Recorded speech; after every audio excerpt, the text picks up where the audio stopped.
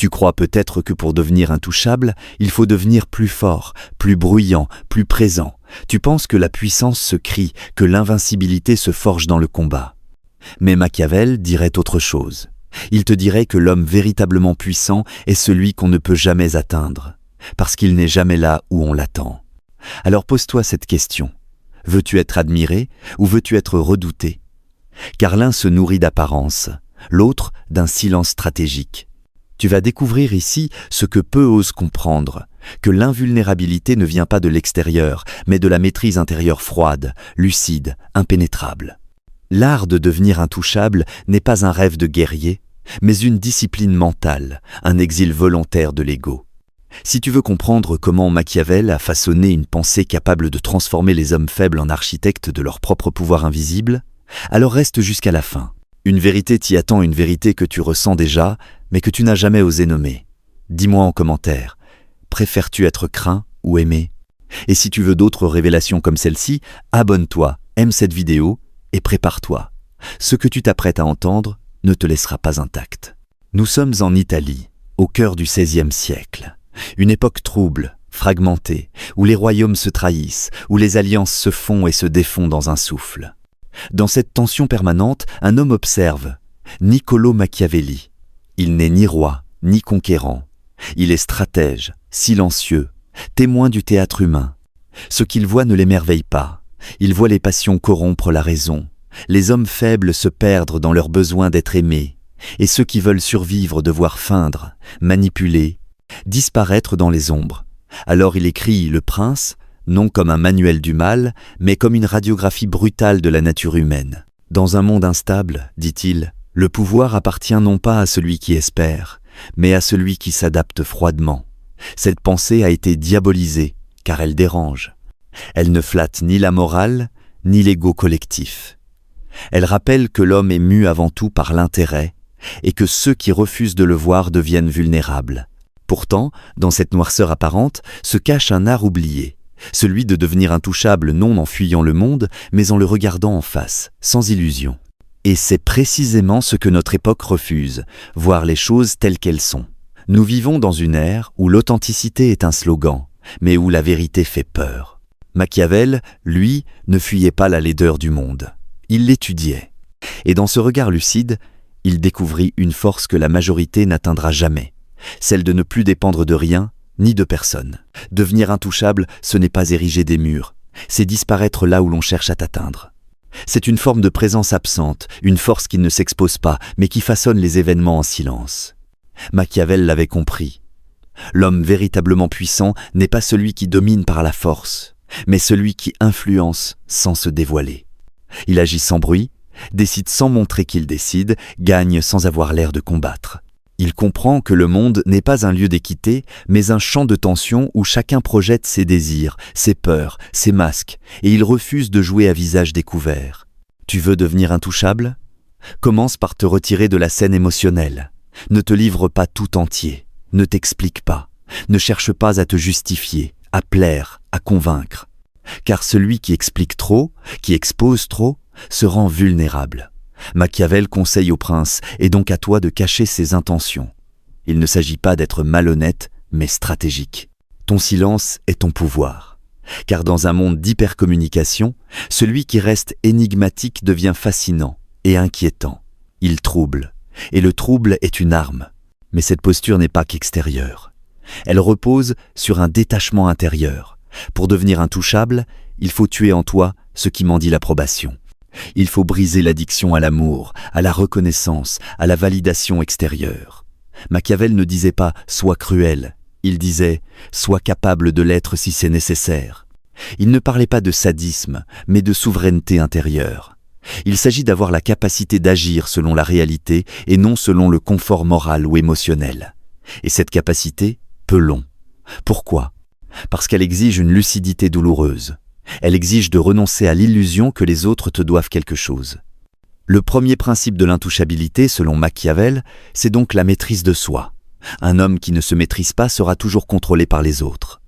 Son émotion est un fil qu'on peut tirer, sa colère une faiblesse à exploiter, sa peur un levier à manipuler. En revanche, celui qui reste impassible, même face à l'injustice, même face à l'humiliation, devient un mystère. Il ne réagit pas, il répond, il ne s'épanche pas, il calcule. Il n'est pas absent d'émotion, il la transcende. Il devient, en quelque sorte, invisible là où les autres se dévoilent. Le deuxième principe, c'est la rareté. Montre-toi moins, parle moins, révèle moins. Machiavel disait qu'un prince devait éviter de se rendre méprisable ou détestable et que parfois, l'excès de familiarité conduisait à l'un ou à l'autre. Dans ta vie, chaque mot de trop, chaque présence excessive te dévalue. Ce qui est trop accessible devient banal, ce qui est trop lisible devient prévisible. Or, on ne craint pas ce qu'on comprend trop bien, on craint ce qu'on ne peut pas saisir. C'est pour cela que tu dois devenir rare, pour devenir insaisissable. Et l'insaisissable n'est pas attaquable. Le troisième principe, c'est le contrôle des perceptions. Machiavel enseignait l'importance de l'image, de l'apparence, non pas pour tromper, mais pour gouverner les esprits. Il savait que les hommes jugent selon ce qu'ils voient, et non selon ce qui est. Ainsi, l'homme intouchable ne laisse pas le hasard définir sa réputation. Il la façonne, froidement. Il se présente comme il veut être perçu, même si ce n'est qu'un masque. Car ce masque, s'il est cohérent, devient un bouclier. Et dans un monde où tout est spectacle, mieux vaut diriger la scène que d'en être la victime passive. Mais attention, cela ne veut pas dire mentir, cela veut dire canaliser. Tu ne dois pas chercher à tromper, mais à guider l'interprétation que les autres font de toi. Comme un écrivain qui ne dit pas tout, mais qui donne assez pour que l'imaginaire du lecteur travaille à sa place. Moins tu en dis, plus ils inventent. Et plus ils inventent, plus ils projettent leurs peurs, leurs fantasmes, leurs limites. Tu n'es plus une cible, tu deviens un écran. Et frapper un écran, c'est frapper dans le vide. Enfin, le dernier principe, et le plus redoutable, la stratégie du silence. Dans un monde de réactivité permanente, où chacun répond à tout de suite, le silence devient une énigme, une provocation, un pouvoir. Ne réponds pas toujours aux attaques. Laisse le vide parler pour toi. Le silence est plus insoutenable qu'un cri, plus dérangeant qu'un discours. Il force l'autre à se confronter à lui-même. Et parfois, à s'effondrer sans que tu aies levé le petit doigt. Devenir intouchable, ce n'est donc pas te renforcer, c'est te retirer. C'est cesser d'être accessible à ce qui t'affaiblit. C'est choisir la solitude plutôt que la dépendance, la lucidité plutôt que la sympathie, l'ombre plutôt que la scène. Et tout cela n'a rien de théorique. C'est une discipline, une posture, un entraînement mental quotidien.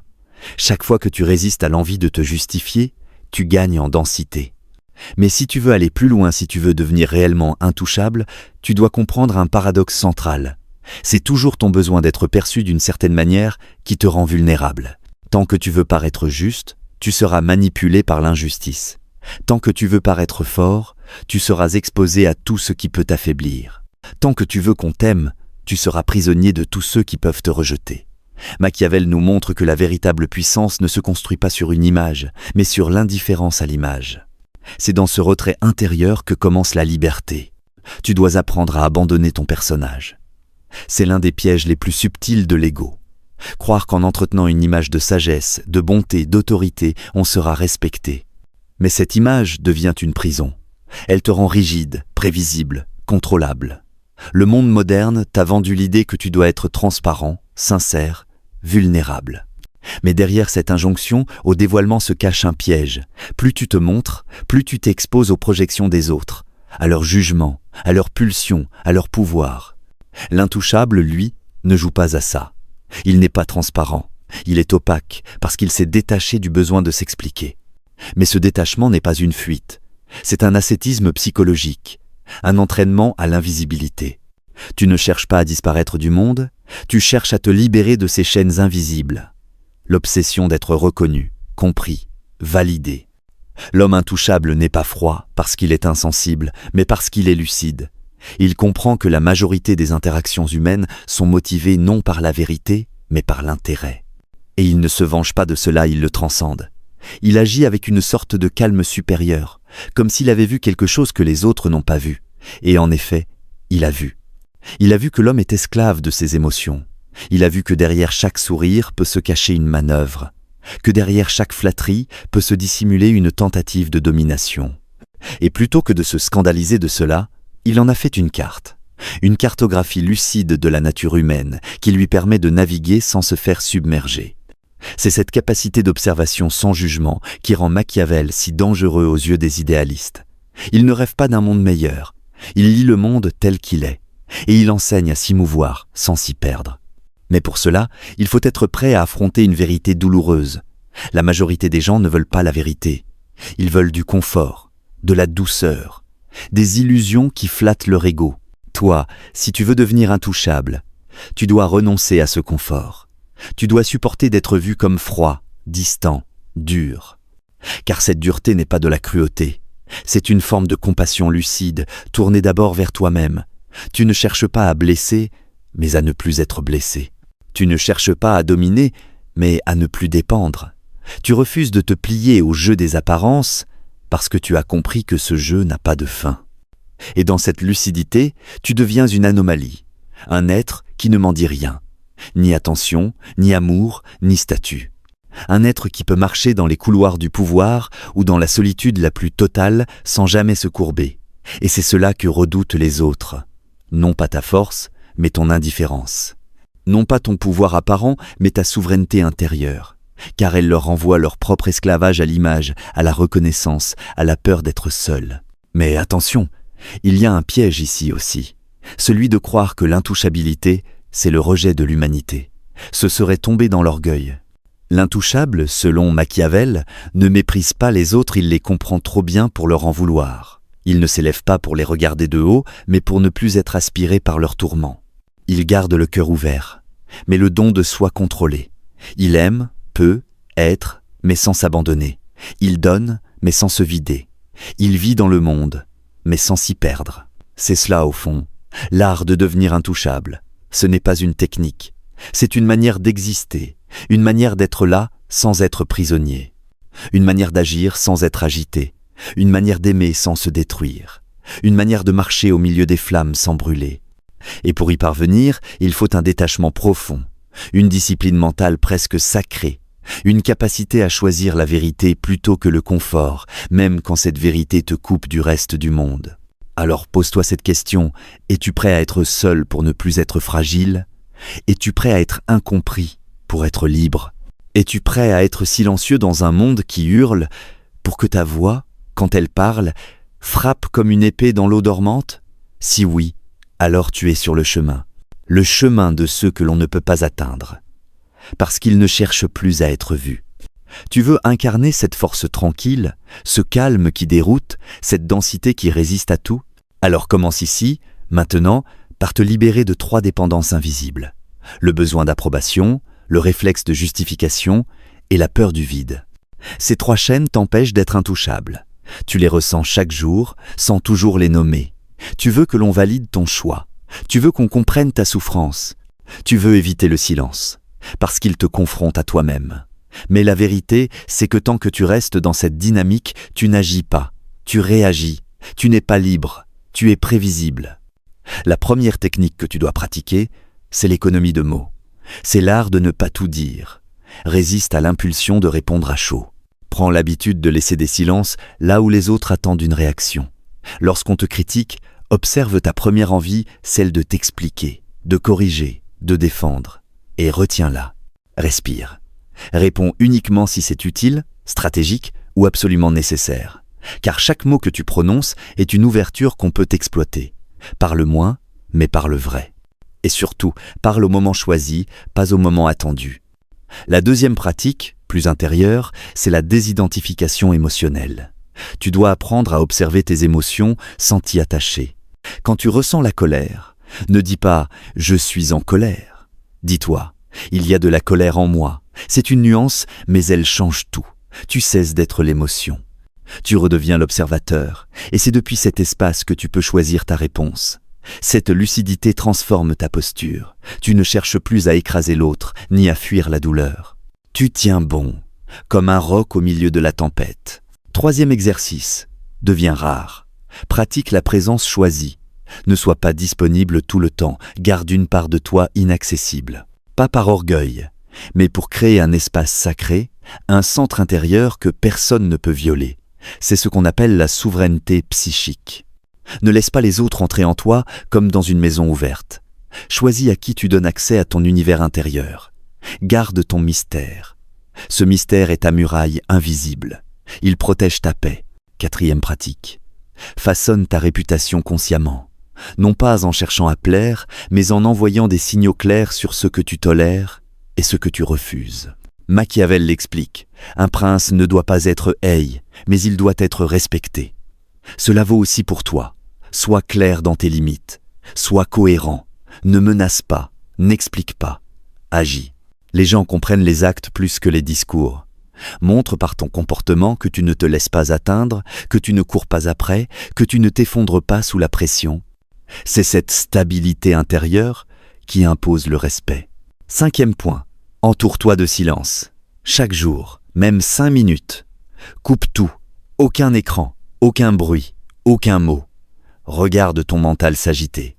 Observe comme il cherche à fuir. Et tiens bon, ce vide est ton entraînement. Il forge en toi la présence que rien n'ébranle. C'est dans ce silence que tu pourras entendre ta véritable voix, celle qui n'a besoin de l'approbation de personne. Et plus tu t'y connectes, plus ton énergie change. Tu n'as plus besoin de forcer. Tu émanes. Enfin, prépare-toi à perdre. Car ce chemin n'est pas sans prix. Tu perdras peut-être des relations, des habitudes, une partie de ton ancien toi. Mais tu gagneras quelque chose de plus grand, la paix, la vraie. Celle qu'on ne t'enlève pas, même quand tout s'écroule. Celle qui vient non pas de ce que tu possèdes, mais de ce que tu es devenu. Un être qui ne mendie plus, qui ne se plie plus, qui ne joue plus à séduire.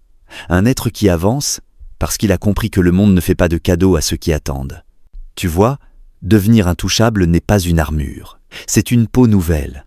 Elle ne te rend pas dur, elle te rend dense. Tu n'es pas coupé des autres, tu es libre d'eux. Tu n'es pas sans émotion, tu n'es plus leur esclave. Tu n'as pas besoin d'imposer ta valeur, tu la portes. Et cela, personne ne peut te l'enlever.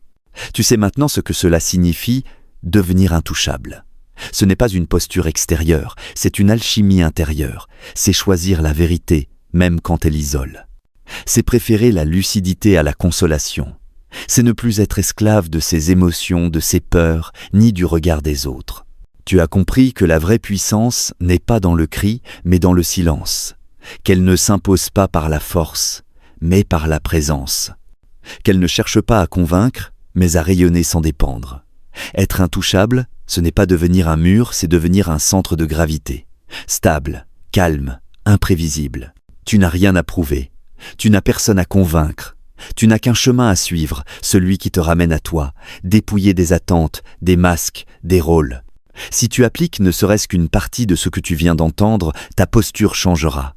Les gens te percevront autrement, sans savoir pourquoi. Certains te respecteront, d'autres te craindront.